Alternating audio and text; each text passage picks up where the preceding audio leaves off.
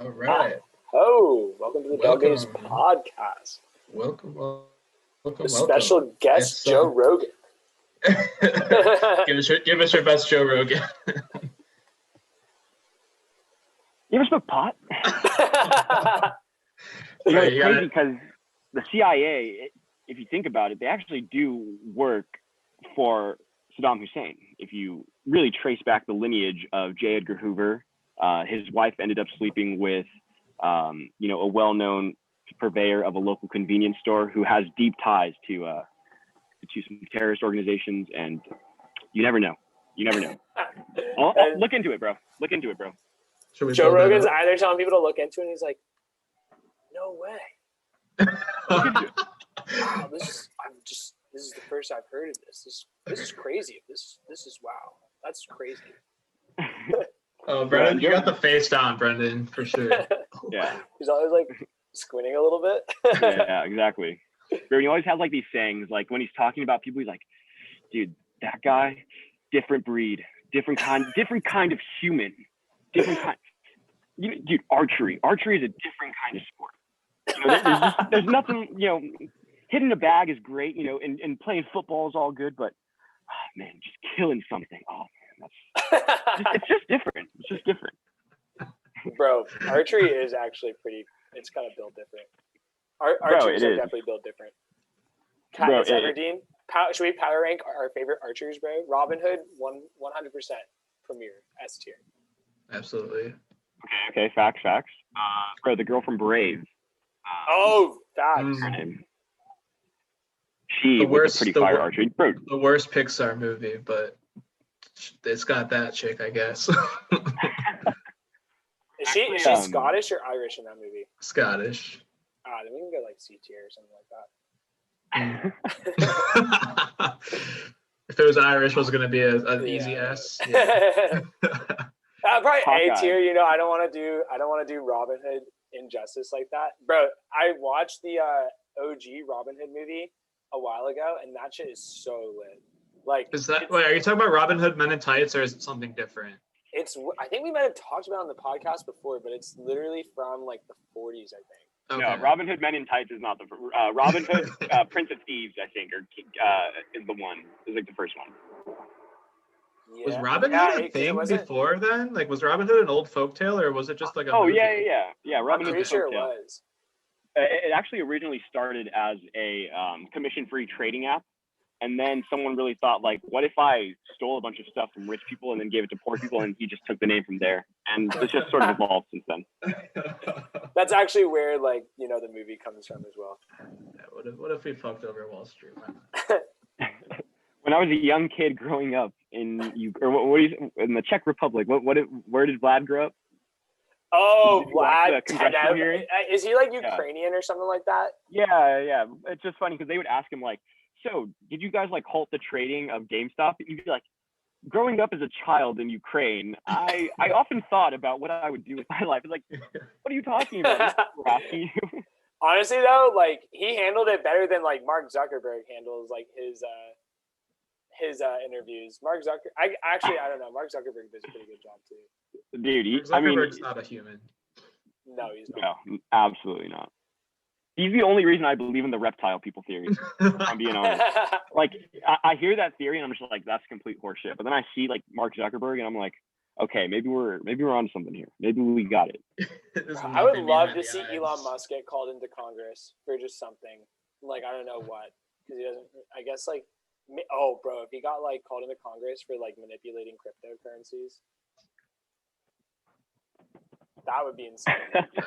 Bro, it's not too far. I mean, that is the truth of what is happening, but I mean, I could see it. It's weird because it's like technically what he's doing is not illegal, but like if it was anything on the stock market, I feel like it would be illegal. Yeah.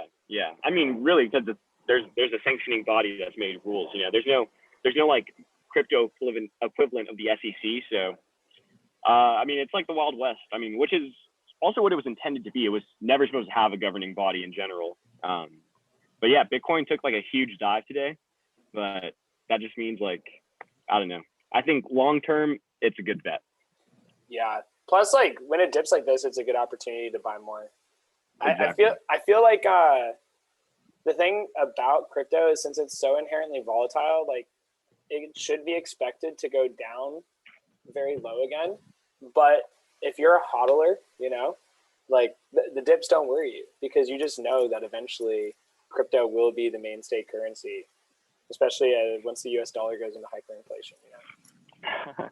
I mean, I don't know about the mainstay currency, but I would not be surprised if cryptocurrency was like if traveler checks or like calling your credit card company to say you're traveling wasn't a thing anymore. Like you just had like Bitcoin, and that was like the international currency. And it might not even be Bitcoin because Bitcoin is kind of clunky and stuff, but just because Bitcoin is like the gold standard of all cryptocurrencies, if one cryptocurrency does well, then Bitcoin is going to do well reflecting that as well. So it's a good bet. Totally. I feel like there are other like currencies out there. Like I know Ethereum is really popular, and I know Ethereum has another, like the people who made Ethereum made another cryptocurrency that's supposed to be like Ethereum but better. Ethereum 2.0. It's literally called Ethereum 2.0. Are you for real? Yeah.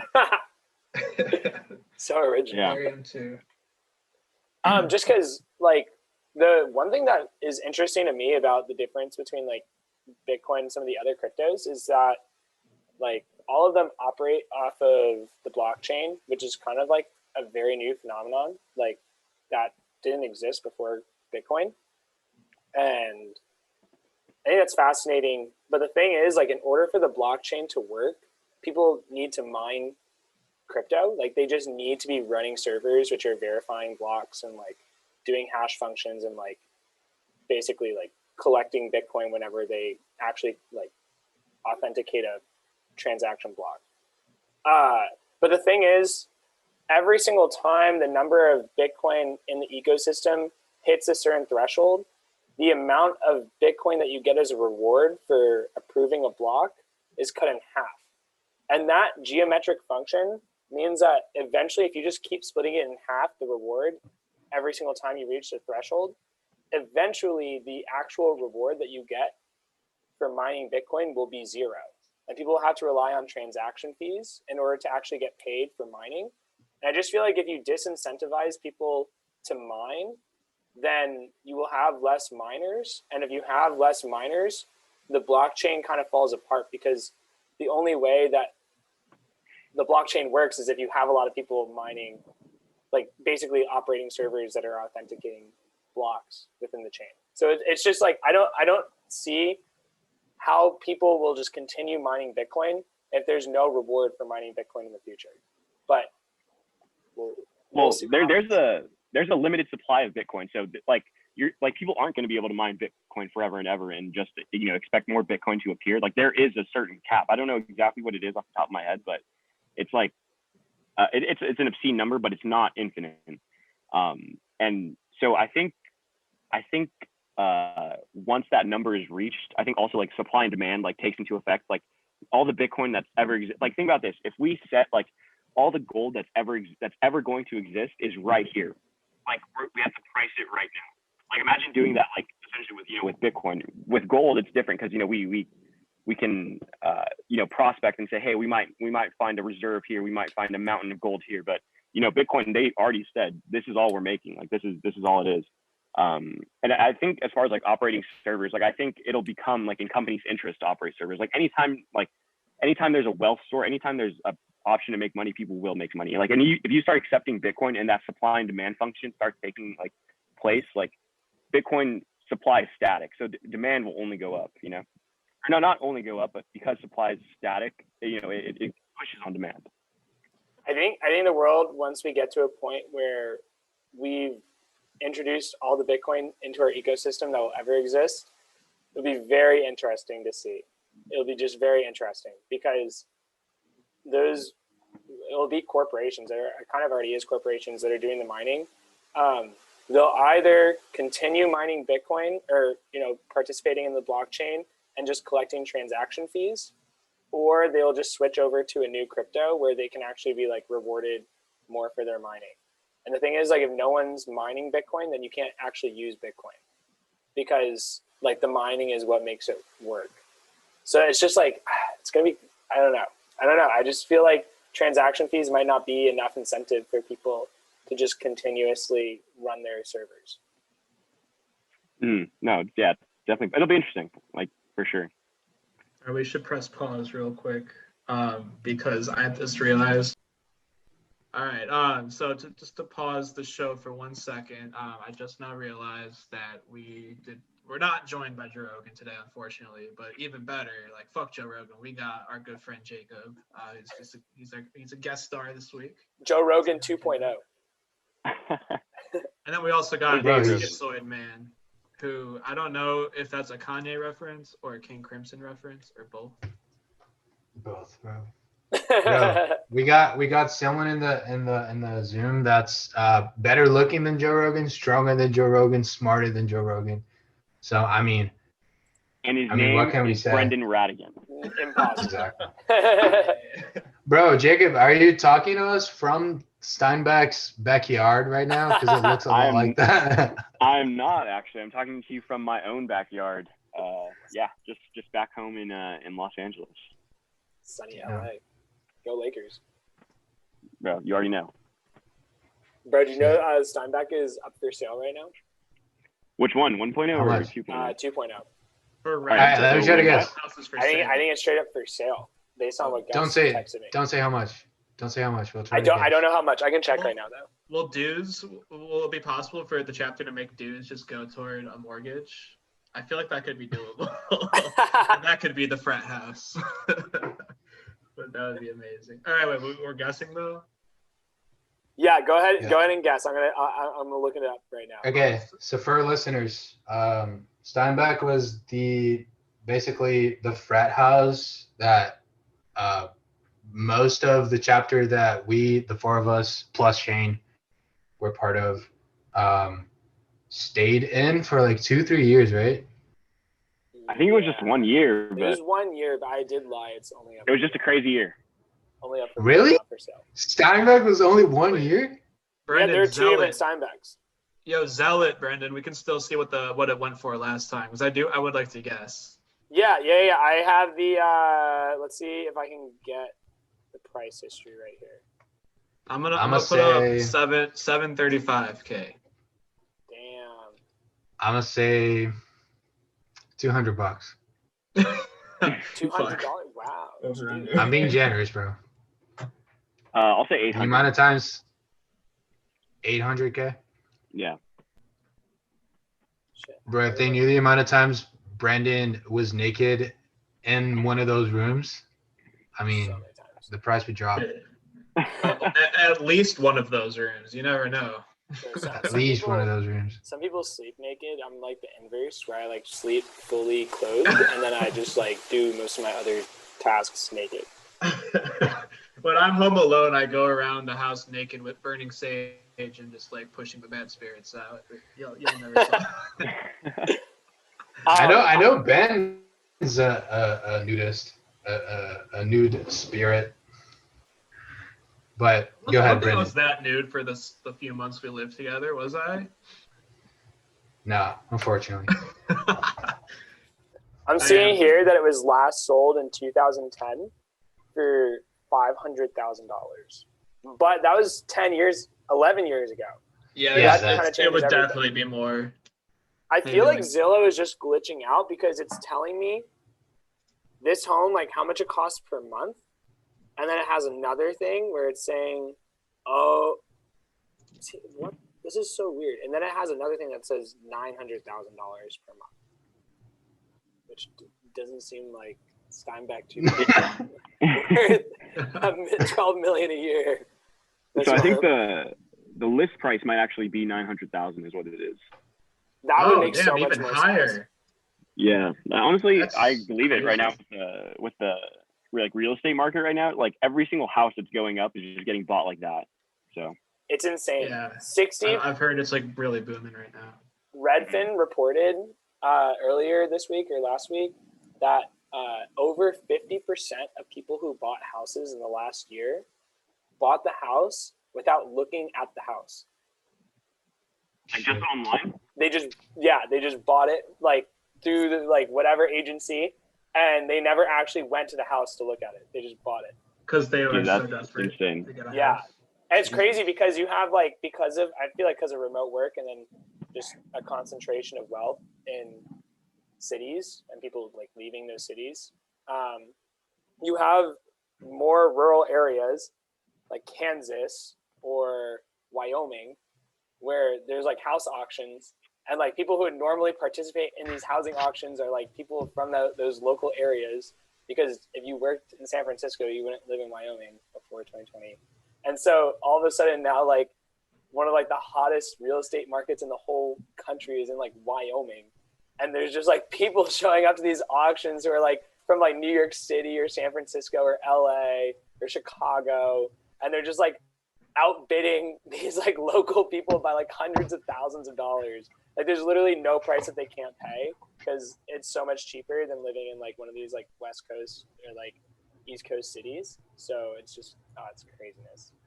I kind of feel bad for those people who like live in a rural area who just want to buy a home, and now it's like impossible. Yeah. Did you see some billionaires that own companies that have something to do with the housing market going like public, saying like people who would rather work remotely are like lazy and shit like that? Like there's been a lot of people saying that recently, which is just like them being hurt about how remote working is basically the future of working. I saw a meme the other day, you know, the one where it's like those three kids sitting on a couch and it's like a YouTube video and you can like change the title to whatever you want. Yeah. It was that meme, and it's like, three 2020 interns discuss why remote work is the future of like working and we'll never be back in the office. Dude, honestly, Yeah. I'll be like very upset if I have to go into the office full time for my job. Like I love working from home. For me, it's not working from weird. home, it's the commute. I just don't want to commute for 2 hours a day. Like, yeah, no, that's whether awesome. it's like if I could just like work in an office space and teleport there, like that wouldn't be so bad. But that's infeasible. Jesus. So, There's a lot of throwbacks to that sci-fi idea you had like in episode like 2. oh, bro, we're gonna make that. I feel like, yeah. Bro, is your commute like 1 hour? It's like 1 hour both ways. And what's nice is there's like a shuttle bus and all that, but even like that costs money to use. And then you shuttle and you get up early in the morning, get ready, which is also like part of the commute I would consider, because like remote, you can work in your pajamas and you can just, use your time more efficiently. But if you're commuting, I would spend, the bus would leave at around 7 and arrive around 8. But, you're still getting ready at least by 6:30. If you want to take a shower and get ready and eat breakfast or whatever. But still, it's not a bad like commute, right? Because San Francisco, I'm not like fully familiar with San Francisco geography, but it's a pretty concentrated city, isn't it? Yeah, it's interesting, and like the whole Bay Area is really concentrated too. So it's like even outside of like San Francisco, like if you're trying to commute from like San Mateo to Oakland, you're gonna have to drive through an urban area, and then over there's bridges too. So like if you have to like commute over a bridge, that is like a bottleneck, which really sucks. So yeah, it really increases the commute times for a lot of people who live here. Jacob's commute is probably way worse. Bro, I actually am working from home right now, so it's not too bad. But the moment we go back into the office, my commute will be pretty freaking long. So yeah, so it'll suck. But yeah. Are you going back in the office soon? No, it's pretty much they just like evaluate it like every so often. But like what I've heard is like the fall. So like end of this summer, like people are gonna get their vacations out of the way and whatnot, and then in the fall we'll go back. Interesting. I mean, that makes sense. I just feel like there's not much separating. As great as the vaccine effort has been in the United States, I feel like we're getting a bit complacent, and if cases go up, they're just gonna send everyone home again, and it's just gonna be like, why do we even spend all this time trying to figure out how to get back into the office if you send us back home like a week later, Yeah, no, there's no reason to do that.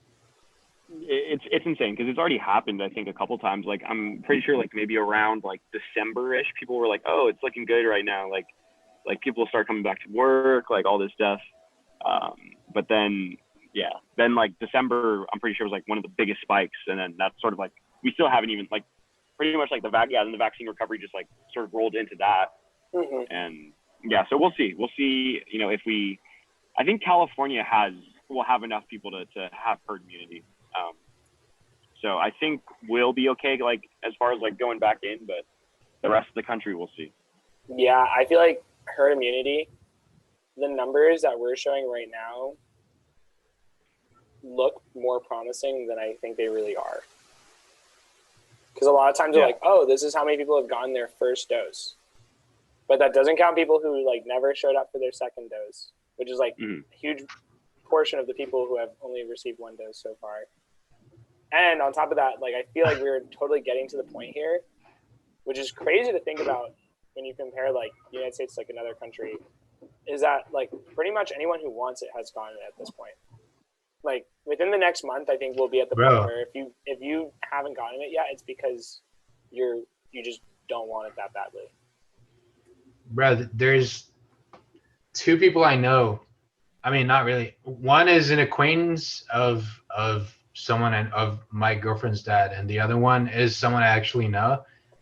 Have traveled to, like, from Brazil to, like, a third country, like Mexico or something. Spent 2 weeks, like, working from home from a hotel to do the quarantine because the U.S. right now has closed borders to Brazil because, I mean, Brazil's a shit show. And then they did the full quarantine in another country, and then they went to the U.S., and then they got their vaccines in the U.S., and then traveled for a bit, and they came back to Brazil. So people are actually doing that. Like, try to imagine a country that is so anti-science and so anti, like common sense that people from your country are spending, like, a fortune, like, to go to 2 different countries to get one fucking vaccine. Try to think of that. How bad of a president you have to be to allow that to happen. That's so nuts.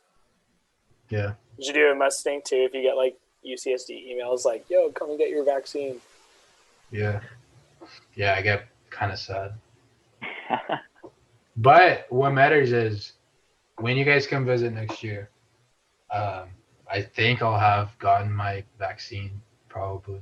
I feel like you should be good by then. I mean, like, we're at the point where we need to just... The other thing that I feel like the U.S. is fucking up on is, like, we're, like, hoarding vaccines, which is really problematic, especially for, like, our political influence on the world. It's not, like...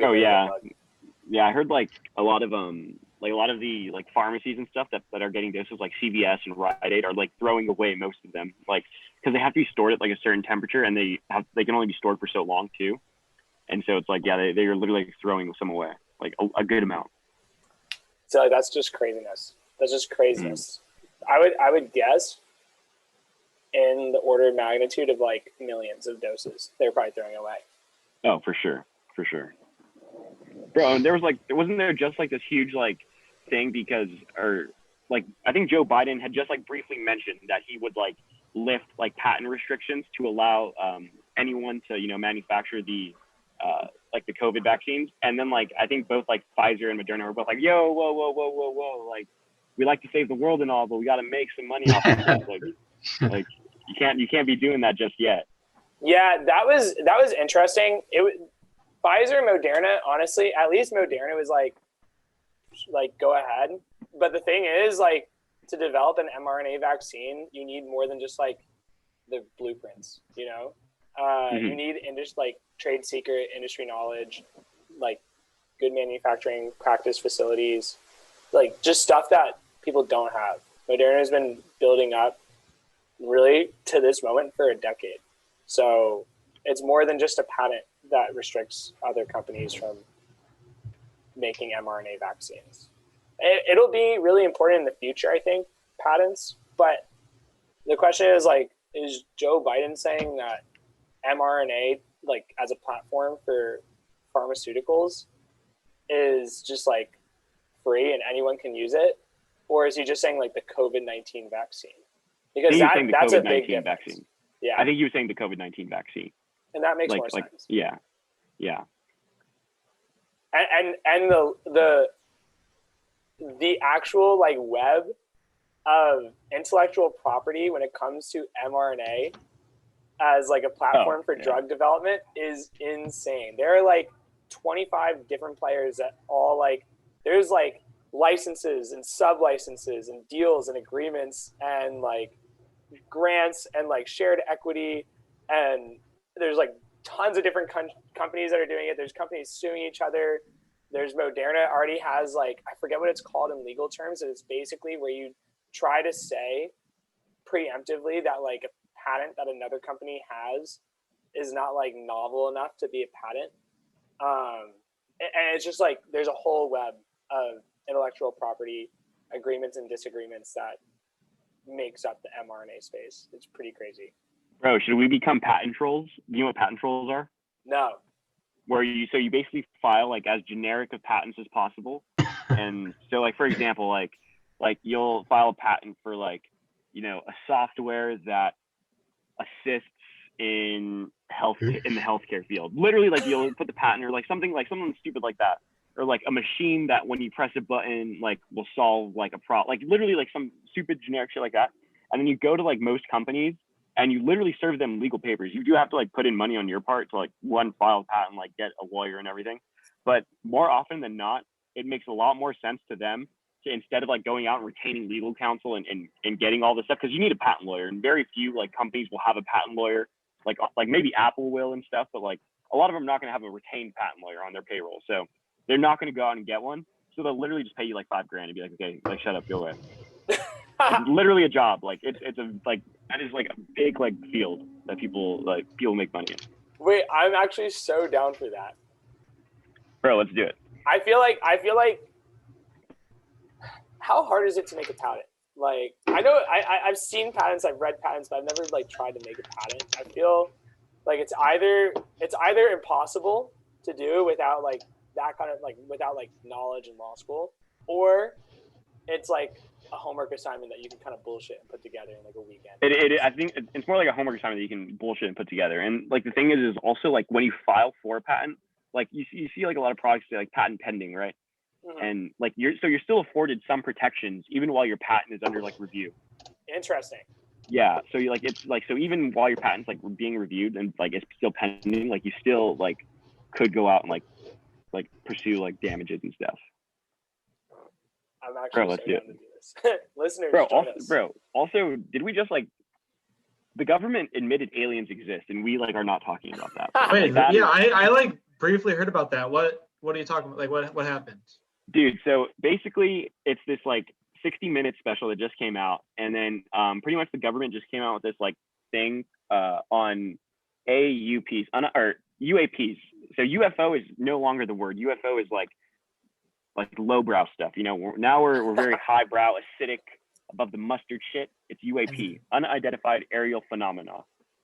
Okay. And so so pretty much they have like a bunch of like, you know, retired Navy fighter pilots who used to work in the Pentagon, and pretty much they are all like it's all circled around a couple of like clips of footage showing these crafts that, you know, have no exhaust plume, like have no like visible like means of moving, like aerodynamically don't even look like they should be able to like stay in the air, like yet they're moving. Like I think like so they have like one, so basically a radar system works a couple of ways. So there's like you know, a traditional radar that's like, you know, the beep beep beep, and then there's like electromagnetic radar, which is like another thing that's like using the Earth's like magnetic poles or something. And then there's also just like the sight radar.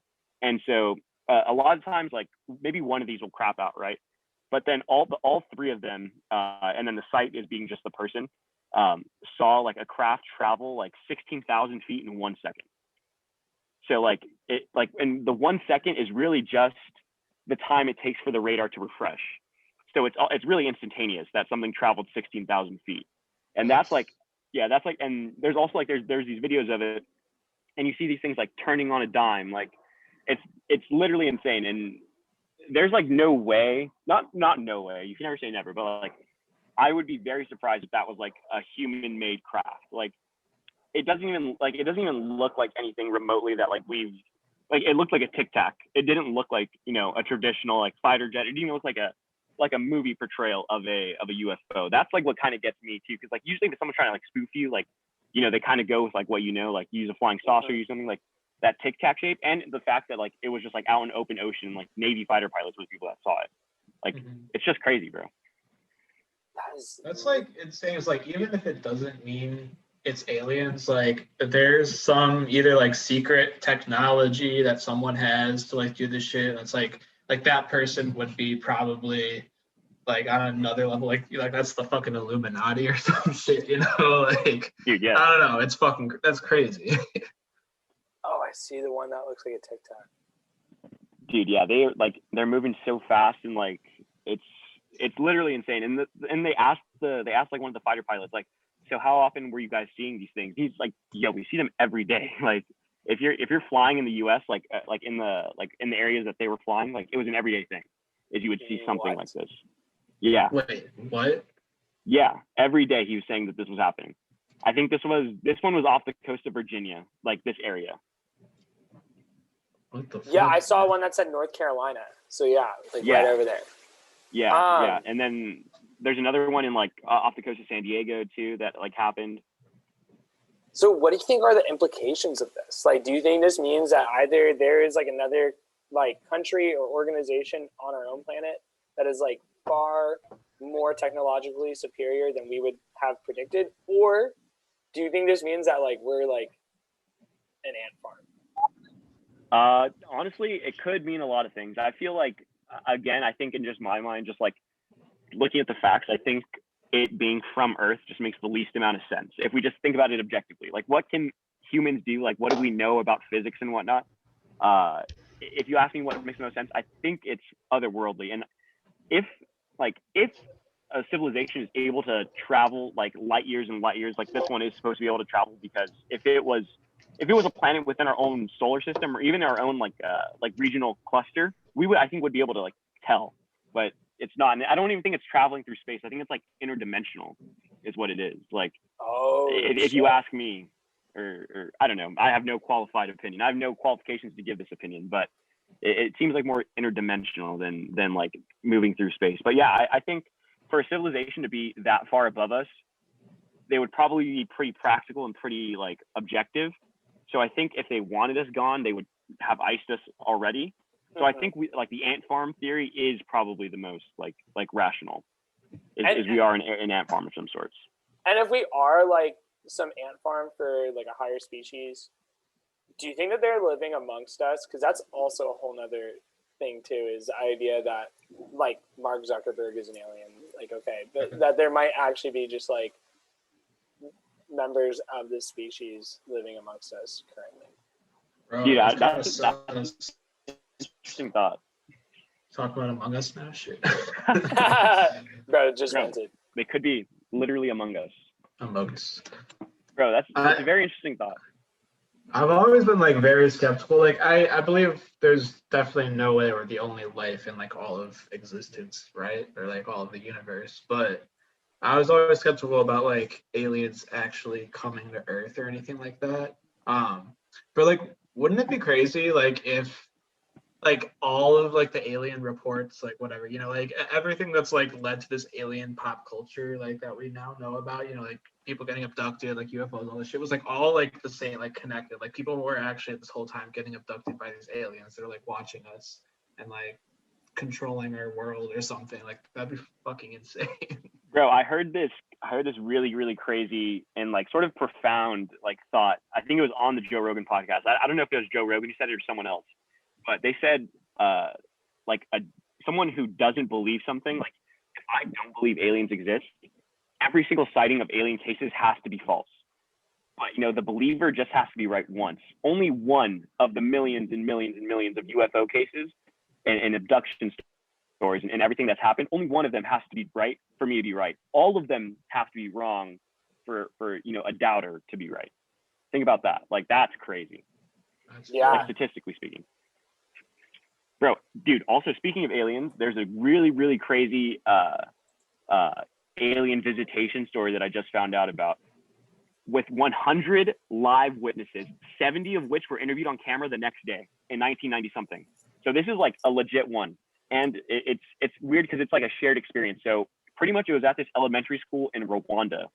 And I watched the video, and I'm gonna sound so stupid and ignorant right now, but I don't know what the population of Rwanda like is, but like this school seemed pretty like mixed. Like the school seemed like had a lot of white kids, seemed like it had some black kids. You know, the principal was a white dude, you know, with some sort of like British accent. Maybe I think maybe Rwanda has like colonial ties to Britain or something. Could be. Yeah, but pretty much so like the principal and all the teachers are in a meeting, and then the kids are out to play in the playground, like whatever their lunch or recess equivalent. And then pretty much they say they start hearing a ruckus, and then they see the younger kids coming like towards the room where the teachers are at, and they're all crying. And the older kids seem to be running towards something.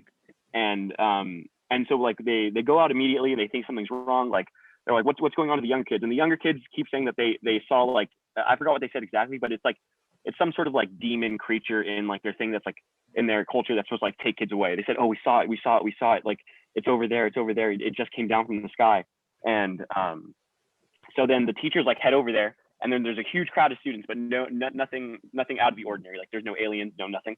But then they asked the kids, like, what did you see? Like they asked the older kids, and the older kids like said very vividly, like, I think it was a UFO. Like we saw like three, they said there was like three crafts, and they were moving in unison. And then they said all three were like descending down, and they said like they all got really scared. And they said upon seeing them get scared, they said two of the crafts immediately went up, like high to where like almost like a non-threatening way, you know, like backing up, like saying, okay, sorry. And then only one craft went down. And they said no doors, no sound, no anything. It just hit the ground. And they said like there was no like, you know, sliding ramp and then coming out. It was literally just an alien that appeared out of it. And then they said they couldn't, like, he didn't say anything to them, and he didn't speak English, but they felt like he was communicating with them, like in their heads. And they felt like he was saying something about like Earth, like in the environment and technology and like what was happening. And like they said they all felt like feelings of dread and grief. And it's crazy because like 70 of these kids were interviewed the next day. And then this documentary just comes out last year where they revisit the kids. And it's crazy because the kids, you know, if it was a farce, if it was a joke that all the school kids got in on it, like with each other, at this point someone would have cracked. Someone would have said, hey, like we were just fucking around, we were kids, like whatever. Like this has gone on too long. But the most of them that they talked to were saying, hey, like I don't really want to talk about this because like I talked about it when I was younger a lot, and it ruined my life. Like people like said I was crazy. People said like there was several of them that their spouses didn't even know that they had this experience. Wow. And because they buried it, and because it was like to them it wasn't like a means to get like famous or anything. It was just what happened to them, and they were kids. And dude, it's insane. Bro, it's kind of like it a little bit. Bro, it is. And like the thing is like, do kids lie? Of course. Like, bro, kids lie all the time. But like, could 100 kids from elementary school keep alive together for 20 something years? No. Like, you know, I'm not like we can say they had a shared hallucination. We can say that there was a carbon monoxide deposit in the earth under that popped right when they were there and fucked with all their cognitive, you know, functions. But I think those kids saw what they saw. Like, I don't know what it was, but in their minds it was true, in my opinion. When I watched the interview footage that they give, in their minds it was true. And then like a little kid would, like the little kids are trying to be helpful to the guy coming. They're like, oh, they're all trying to draw it for him. They're all drawing the same thing, like the same sort of like shape of the guy and the same sort of like shape of the craft and everything. What's the documentary called? I don't know, but just look up like Rwanda or it might be Zimbabwe. Yeah, I googled Rwanda's. It's actually Zimbabwe. Yeah, I googled Rwanda UFO and it came up. So okay, cool. But yeah, it was in Zimbabwe. Zimbabwe definitely has British colonial roots, by the way. So that makes sense. Yeah. Okay, makes sense. Yeah, Rwanda actually has Dutch colonial ties. I know that because of the movie Hotel Rwanda. That's true. Brandon's trying to get let in again. Zimbabwe, it might be like South Africa, and it has both Dutch and British, but I'm not completely sure. But it shares a border with South Africa. So Dude, but that story is just insane. Dude, that's Yeah, that's bro. That's crazy, dude. Bro. Do you believe in UFOs or UFOs? Bro, there's actually a big UFO culture in Brazil. Bro, there used to be this thing in the 80s or something called the Chupa Chupa that apparently. Bro, how do you know so many facts about Brazil? That makes no sense. Bro, I just know. Jacob, I thought you were making this up. Jacob in the middle of nowhere. Like, we haven't talked for like 6 months. He'll text me like a Brazilian meme. Or like a Brazilian Instagram page about like tips for good places to eat in São Paulo. He literally fucking did that. Bro, I don't know. I saw the food and I was like, dang, if I can't have this, like, at least want someone I know to experience it. So. Wait, I want to hear about this Chupa Chupa though. Okay, so Jadu, tell us what Chupa Chupa means in English. To suck. Yeah, it means the suck. Like. Oh, is this like Chupacabra? No. Well, actually similar, yes, but it was not. It's not like a what do you call those? A cryptozoologist? Oh, cryptid. A cryptid. It's not a cryptid. It was like it's like craft, like a UFO. So pretty much it would go to people and it would like literally pull them to like if they were holding on to like tree, like literally like a cartoon, like holding on to trees, trying not to get like sucked into like this UFO. And it happened like several times, like with eyewitnesses and everything, like back in the day. And yeah, just like a crazy, like weird, like story. And it's just like a little pop culture thing in Brazil. And another crazy, this isn't like UFO related necessarily, but like it was like these two related but unrelated deaths in Brazil. These two TV repairmen were both found dead, like a couple years apart. They didn't know each other. They were both found dead with the same set of glasses, and it's not like the same pair of Ray-Bans. Like, no, these were custom made like glasses that were like made of like lead. Like, you're not just finding lead glasses on the streets of Brazil, you know. And they both the glasses had these set of instructions with them saying at a certain time, look up at the sky. And they were both found dead with the glasses on, like at some place, and presumably when they looked up. Like, which I think was pretty like freaking crazy. What? Do we have possession of those glasses anywhere? Like, in the museum I'm assuming, yeah. I'm assuming they do. How much would you have to get paid to like put them on? Bro, I would do it just to find out. Like. But you never get to like come back to Earth. Would you rather like get abducted by aliens and like live amongst them and never get to come back to Earth, or just not experience that at all? Are the aliens gonna kill me? And are like, because basically where my mind goes is part of me feels like if there are aliens out there and we get abducted, those aliens are a whole step above us in consciousness, you know, like the way that humans are a step above like dogs in consciousness. But like, I feel like my dog is pretty happy, but for some reason, the idea of me living like a dog's life sounds kind of bad. Like you have like no free will or like no liberty, like being a pet. To do things. Yeah, I feel like if an alien were to like abduct one of us, in a way, we'd probably be their pet. But also, like, there's a chance that we could be very happy, like the way like a dog is like happy to be like its master's pet, you know? Well, imagine like living with aliens, getting like fed good shit like every day, just like getting to chill. Like I don't know, like I'd be down. Humans are too used to thinking that they're like better than like the other beings around them. So the idea of like having something else that's superior, that's like not something we're used to. We think that was really weird if that happened. Dude, yeah.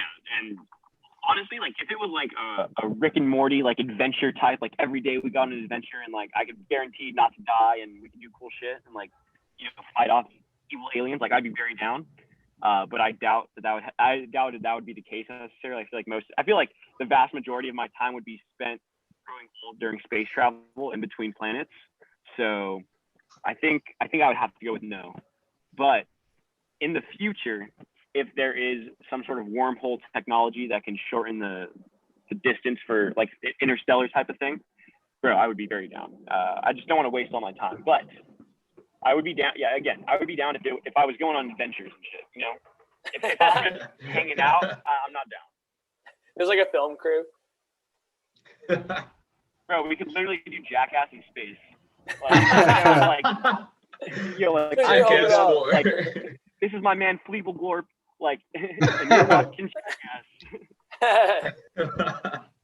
Yo, I wanted to do this in the beginning of the episode, but I couldn't because I was late. And then I had technical difficulties. But since we did this with Gus, I'm gonna do it to Jacob too. I don't know if you guys introduced him like in a long way or in a short way, but Jacob is like the person probably like without Jacob, I wouldn't know Ben probably.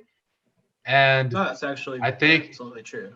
Yeah, and I think like we wouldn't know a bunch of people because Jacob just brought a lot of people together as a freshman. Like there were all these upperclassmen who were at the university that we went to doing their own shit, and then Jacob was like the person who galvanized everyone. He was like the person who like brought everyone together, and then we were in the same fraternity for a bit, and then I mean when I say we, I mean like everyone in the podcast, like Shane, Ben, me, and Brandon.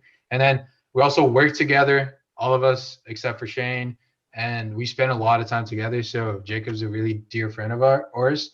And also like he was our boss, not Ben, because Ben was also a fucking lead. But Jacob was our boss, so he'd tell us what to do and shit.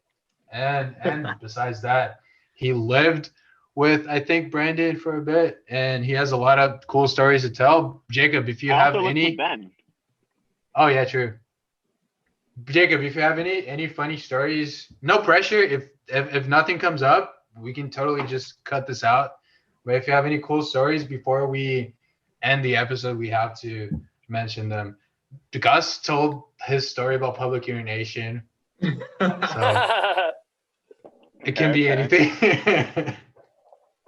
Dude, man, it's crazy because like you think coming out of college you're gonna have like these crazy wild stories, and I definitely do, and I like it's hard to like recall them like right out of memories, but dude, in college, honestly, the things that are the most like fun, the most important are just like those little hangouts, like just like the like late nights, like just like you know when like living like in Steinbeck 2.0, like waking up and smoking bong or smoking a bowl of Chevy, you know, like that was crazy, bro. Like what a time.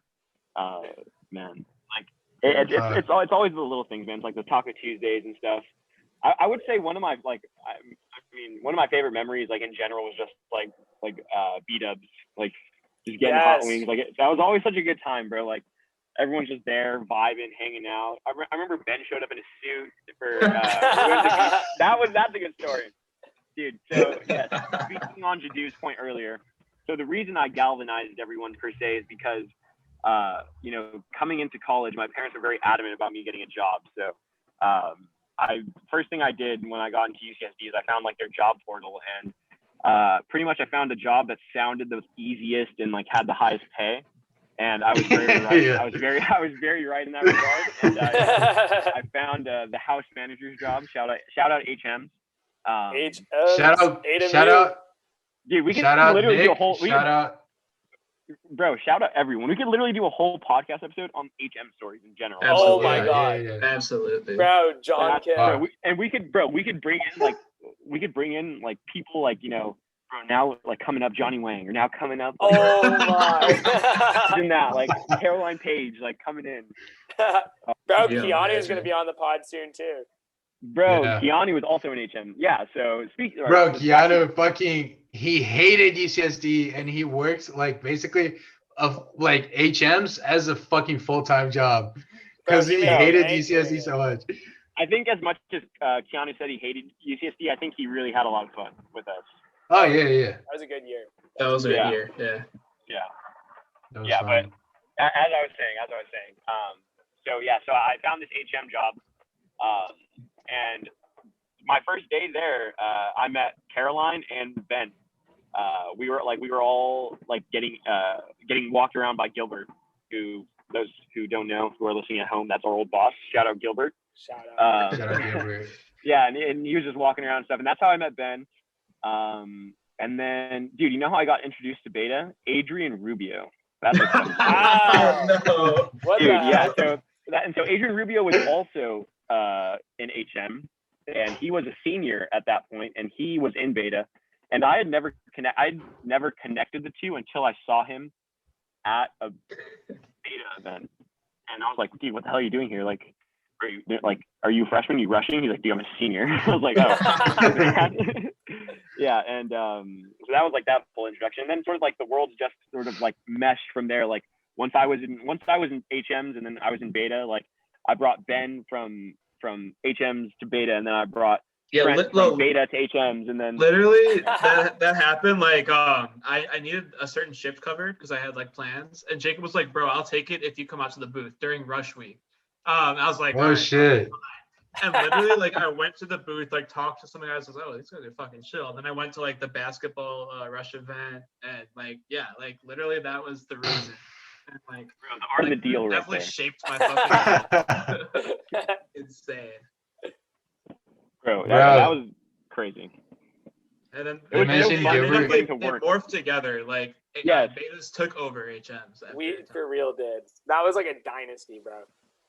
Bro, there were some people that I would see more work, like Danny Wang, for example. I would see Danny Wang more at HMs than I would like at Beta stuff. Like, oh, for real, funny. Danny Wang for yeah. sure. Bro, then Steve and Luke started working there, and shit. Dude, got, like, then Mark starts working there. Yeah. Bro, that's a trip. I wonder if Steve's a lead now. I think he is. I believe that. Steve's a leader. I think Steve has grown up a lot. Like I remember meeting him as a freshman, and he was like he was a dumbass, like classic freshman. Like he just didn't know what was going on. But he was 17. You want to feel old? Steve is gonna be in college for 2 more years. What? This was his 3rd year, right? Yeah, but he's doing a 5th. But also Steve is like exceptionally young for his grade. Yeah, he's not even 21 yet, right? No, dude, the guy's not even 20 yet. What? The guy is 20. No, he is 20. He's 20. I was saying it was illegal for us to be hanging out with him. Yeah. Bro, at some points it felt like it was like, bro, especially when I was like 21 and he was 18, bro, like it's just like, what am I doing with this guy? But no, bro, Steve's very chill. Steve's always been down to party. Bro, that's funny. Bro, and the dynasty, it was really like the cliques of HMs. It was the Betas, it was the track people, and it was the Armenians, right? There's also the Korean. At some point, there was the Korean church too. There are all the people that went to the same church. Yeah, the Korean church. It's such a specific thing. Like no one in the world can say that they've had a group of people working together that were separated in exactly those groups. Those are such specific groups, bro. The Korean church. Were there any outsiders to those 4 groups? There were, definitely, right? Dude, yeah, the Asian fraternity pineapple. Oh, yeah. That was definitely like early days. That was like our first year. Dude, it's so funny because you just have like, like the very Christian Koreans like on one side, like talking about like, oh, hey, like we're going to go to, go get some boba after mass like tomorrow. And then like, oh, yeah. And then you have like, the fraternity like Asians like just being like, yo, you want to buy some drugs? Like two very different worlds colliding there. Guys, and we would John Kim too. John Kim was an that guy icon. existed outside. Yeah, that guy existed outside of all of those groups. He floated between all of them. He was loved in all of them. We should get John Kim on here. John Kim would be down to come on too. Oh shit, bro, John Kim would be crazy. Guys, we would fail if we did not bring up the fact as well. One of the key players in the dynamic, the Lord and Savior, Nick Vacchio. Oh, bro, we would be remiss. We would be derelict in duty to not mention Nicholas Vacchio. What a man! guy. Have you guys talked about him on the podcast before? I don't think we have. Maybe not. Yeah.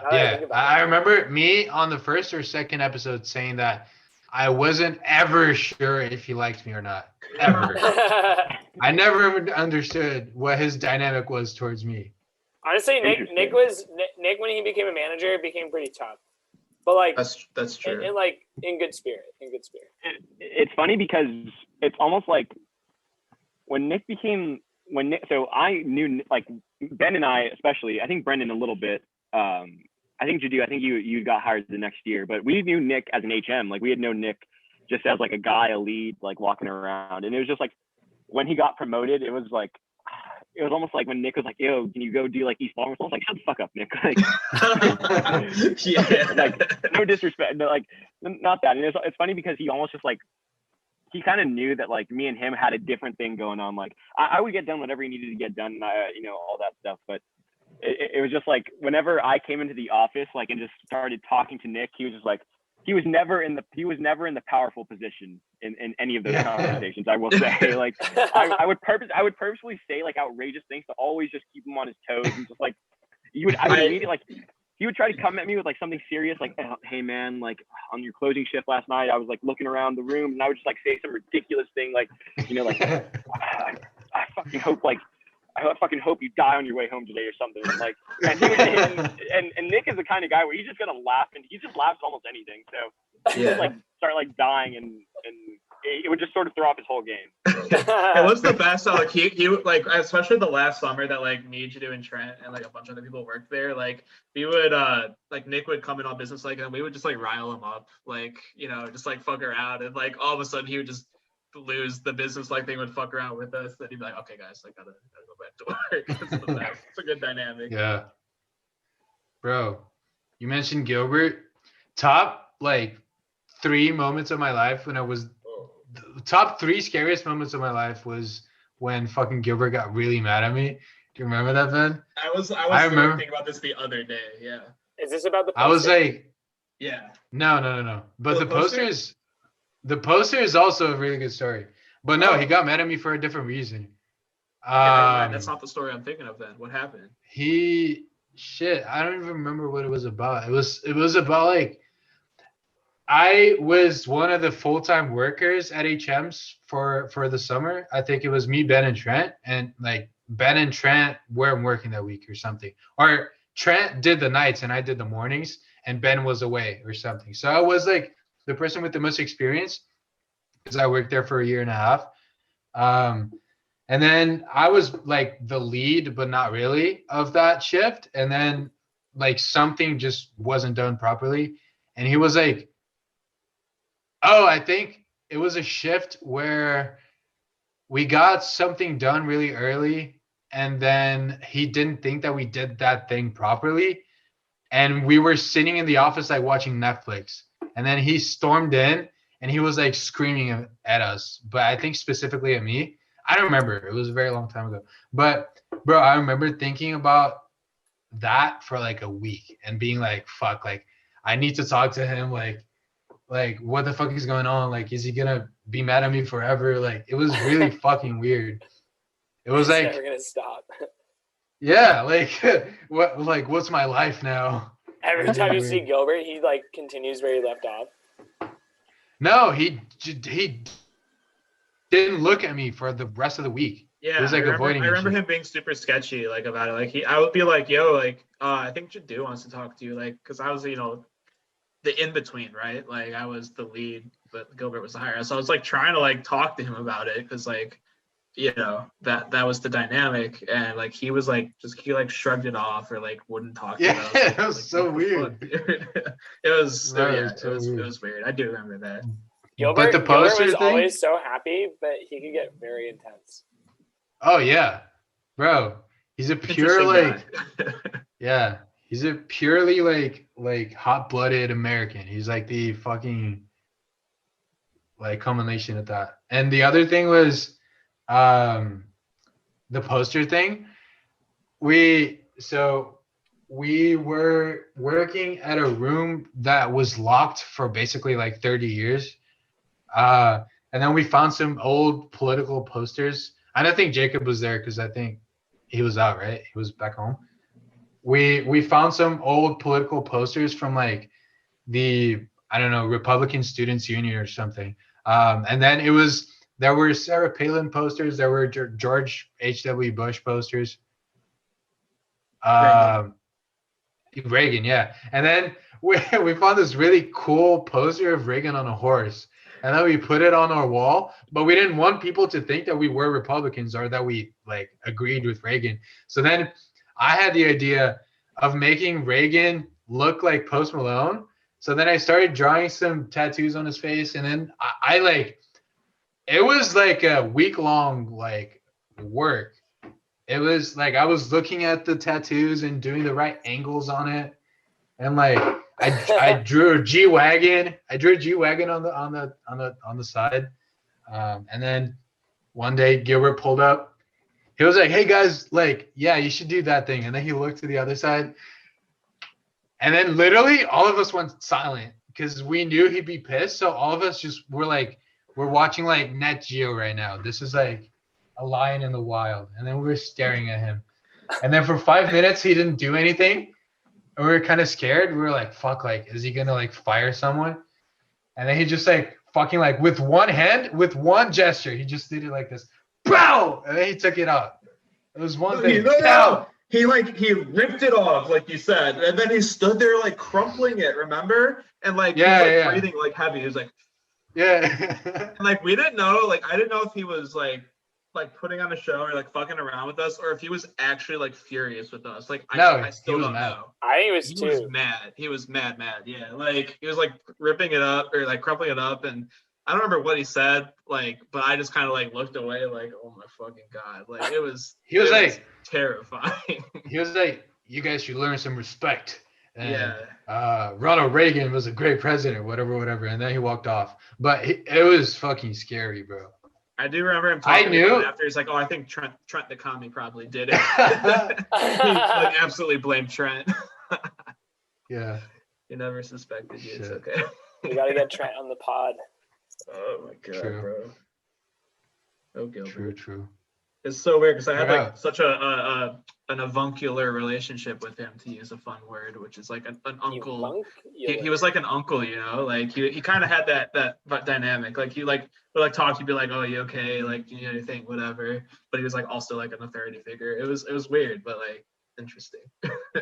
Dude, Gilbert walks that line so well of like being your friend, but still, you know, he's your boss at the same time. But like, yeah, Gilbert. And it's also like, I think just in general, people that are generally calm and like easygoing, like when they get like upset, it's even more like off-putting because it's like, dude, this is a gear I have not seen before. Like, you know, if you see someone that's like always upset, it's just like, all right, bro, calm down. Like this happens all the time, relax. But yeah, when someone like Gilbert, like, dude, the craziest thing was, dude, that whole Nick Rack incident.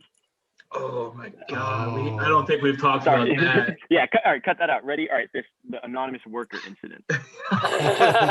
So yeah, dude, pretty much our boss Gilbert. There was all right. So backtrack entirely. At UCSD, there's the loft hours, RIP.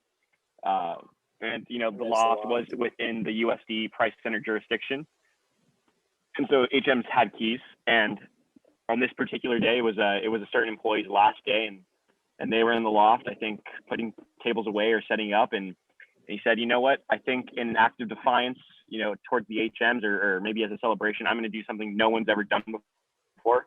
And I'm going to drink on shift, and I'm going to drink from the loft tap. And it was just, you know, it was crazy. And so, well, no, first off, he's a dumbass because he broke the tap, which is insane. Like, how do you, like, you don't know how to use a beer tap? Literally, like, come on now.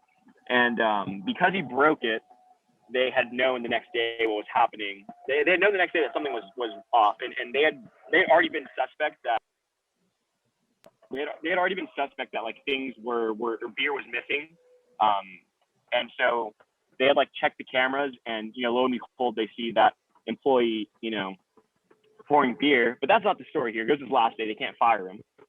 There was another employee that attempted to help him cover up his tracks.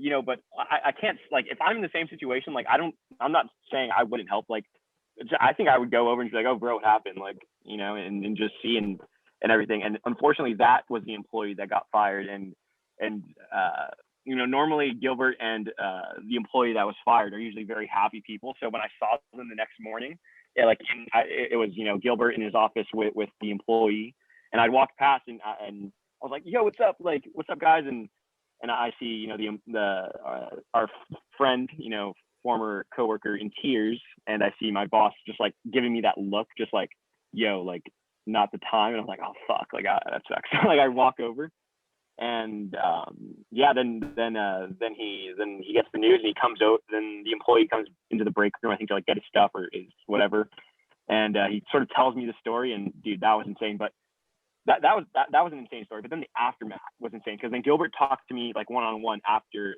the employee had left and everything, and Gilbert was in tears because Gilbert didn't want to fire him.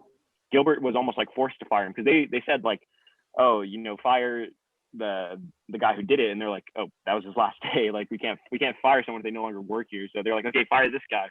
And he was like, what the, they originally said fire everyone that was on the ship, because they let it happen. And they really? said, like, and now they said, and now no one can be trusted. And bro, if that would have happened, who would have been fired? Johnny Wang? No, what was that guy's name? Dude, glasses, Skyler? really hairy. Oh, No. Arya? No, not Armenian. He was like he like directed a short movie or a music video. Yusef, bro. Yusef would have been fired if that was the case, which is very glad that didn't, because Yusef is one of the funniest people I've ever met. yeah. And if I didn't get to spend more time with him, I would have been sad. But Yusef would have been fired if that was the case, because he was on that shift, and there was a couple other people that were on that shift too that like would have been fired. Nick almost like got in trouble. Nick got in trouble for this too, because Nick was the night manager at the time. And yeah, dude. Then literally, so then and wasn't there a detail where like they had installed cameras? Yes, like the couple days before. Yeah. But because they knew that the levels were off, right? Yeah. And it was just, yeah, it was crazy. And what's even crazier, so all that happens, and Gilbert's seething and is like, is telling me this, and then a couple days later, the ex-employee who actually was the one that was like that got caught drinking the beer shows up to apologize to Gilbert, and Gilbert refuses to meet with him. Oh. Gilbert straight up refuses. See, that's what he does when he's hurt. He like just fucking ghosts everyone. But then that's what he did to me. I don't know if I asked him exactly why, but he ended up telling me why he didn't want to see Matt. He was like, he said, there was nothing to be said. Like, I know Matt's a good kid. I know he didn't want to do that. I know, like, I know that, like, he didn't want, that person to get fired. I just said his name, Matt, but that's such a generic name. No one knows who I'm talking about. We'll cut it out. Yeah. Funny, very short anecdote is I ran into Matt at like Target, like right before the pandemic hit, like last year. What the hell? Like out of nowhere, I was just like, oh, like, what's up? Like, it was like kind of awkward because I hadn't seen him, like, God knows how long. Yeah, dude, been a minute. But then, Gilbert said, he's like, I know what he's gonna I know exactly what he's gonna tell me, and it's true. He's a good kid. He didn't want that to happen, but like it did happen, and like he's like, what can I say to him? Like, can I just like, what am I supposed to say? Like, if I were to talk to him right now, he's like, I would be upset, and I would probably yell at him. So I'm not going to. So I was like, damn, okay, I respect it. Like. I won't say anything. I won't confirm anything, but I don't think he was the first HM to ever get into that beer. And this is everything that's said on this podcast is legally protected. It's a story. It's fiction. It's all. Yes, it's like 4chan. Yeah. Only a fool would think something said here was real. Bro, Brandon's technically a therapist, so we have patient therapist confidentiality here. Yep, that's really. That's true. And if anybody tries to spread the information that is said during this podcast, we will come after you. Hard. Yeah. And exactly. Just a reminder, guys, this podcast can be heard on all your favorite listening platforms, so it is out there. But our confidentiality does protect us, so you can't actually listen.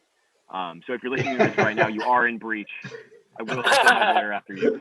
You owe us money. Send us $5, please. And with that, hey, there's this podcast I used to listen to. It's called the Ross Bolin podcast. No free promos, but cool podcast. Ross Boland's the guy who started TFM. He's shit. kind of matured at this point. He doesn't really talk about frat stuff. He kind of just like talks about literally whatever. But he has a funny thing that he says at the end of every podcast. He says, now that you have listened to, my podcast in its entirety, like you do have like a legal obligation. He's like, you have to tell one person every week until the week you die about this podcast. He's like, and if you do not do that, he's like, I will send my lawyers after you. That's a good idea. Bro, we could. You could send your lawyers. We could use the exposure. Bro, Jacob, I have one last story to tell. I know Brennan has something to do, but you know those moments. Fuck, this ties the whole thing together. It's like it's come full circle. Ben asked us in one of the early episodes of Dog Days. He asked us if there was an embarrassing story that we had that we always remember, that something that like doesn't even have to be that bad, but like stuck with us, right? And Brandon told a story about did you just touch my pizza? And Shane had a story about him writing his name on the test, Shade, and everyone looking at him weird. And Ben had a story about something, I forgot what it was. And I had nothing. A girl's butt in middle school. Yeah. And then I had nothing, but I just remembered something, and it's about you, Jacob. Thank you.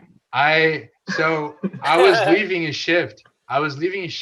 Do you know what I'm gonna talk about or no? I don't think so. See, yeah, because it's completely meaningless. It's not important at all, but it stuck with me. But I was leaving a shift at HM's, and you were coming in that library walk office.